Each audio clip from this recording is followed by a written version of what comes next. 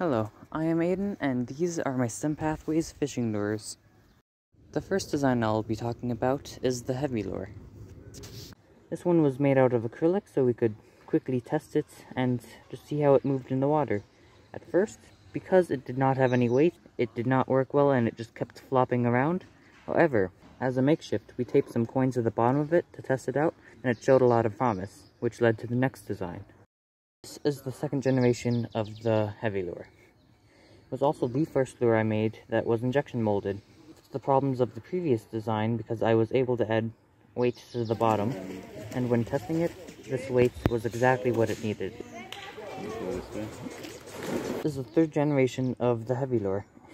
This generation was meant to test whether or not I could recreate the movement of this, or whether or not it was just a fluke. However, as you can see, the washer's missing here. What ended up happening was during the mold process, if you pretend this is the washer quick, it was actually pushed up into here.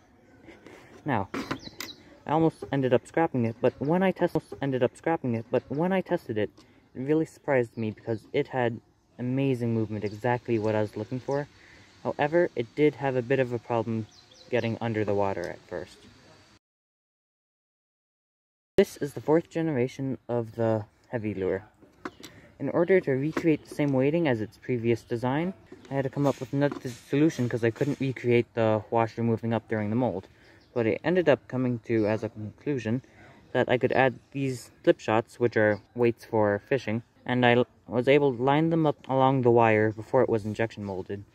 In this design, it has 4 of these slip shots along the front of the design, and when I went to test it, it was really cool. It went down to the bottom of the pool straight away and acted like a crayfish. This is the propeller lure, one of the most unique designs I've made and the first to use 3D printing. This is the first prototype for the propeller lure. Honestly, this is my personal favorite design I've come up with, and as its name suggests, when you reel it through the water, it spins. The purpose of this is, here in these indents, we would have a reflective or shiny material, and as it spun through the water, it would help kind of shine and flicker. Unfortunately, the problem with this design is that it was way too light, and it would bounce off the water constantly, and just didn't work very well. However, we did end up making a makeshift fix to this by adding a weight to the bottom, and it worked really well.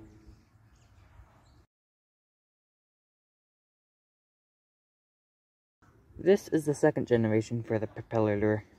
Compared to the previous, there's been a few major changes. The first one is I added glitter here to show the reflective material spun throughout the water, and the second was I ended up solving the weighting issue by putting around 15 BBs into the center point here. A nice bonus effect of this was it created a nice rattling sound in the water. Overall, this lure worked just as intended. Next, it was just to make it smaller. This is the current design of the propeller lure. Main difference here is that it's smaller and lighter than the other versions before it. Here, I was only able to add 5 BBs inside of it because of its size. However, this created an effect where when you reeled it throughout the water, it would almost skim the surface but not break it, which added a really cool effect. Next are the popper lures. These lures are meant to splash along the surface of the water. This is the first design for the popper lure. Despite the weight issue making it lay on its side during testing, it still gave a good performance. This was the arrowhead design, meant to work almost exactly like the previous design, however, it was too stable and lacked movement. This is the resin printed popper lure. The lure was successful during the tests. It would move around with a minnow-like action and stay right near the surface.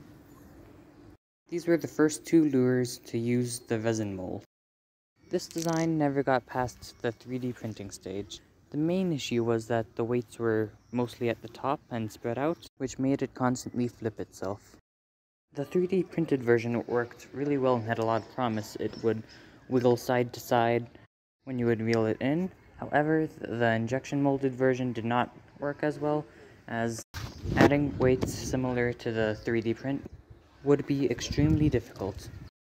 The last group I'll be talking about in this video are the honorable mentions. This is the long lips lure. It was made to go down deep underneath the water, and I tried to make it look more like a conventional lure. However, during testing, even with the weights, the lure couldn't stay in an upright position, which made it continuously spiral. This is the unintentional popper heavy lure, and as its name infers, during testing, the lure would flip up on its back and stay on top of the surface despite having weights. This is the curve lure. I added curves to the heavy lure in order to try and get some more movement out of it. However, at first I thought it was a complete fail because during testing it would completely spiral out of control. But looking back on it, it may have more potential if I find a better way to add these curves. The adapter was the first design I came up with when starting my Stem Pathways project. The idea for this lure was that you would be able to swap the heads to suit any environment you're fishing in. This way, you would be able to have one lure that can do everything, instead of having to buy 3 separate lures for a different purpose. Overall, I am super happy about where my lures are now, and am super excited to see how they'll be improved in the future.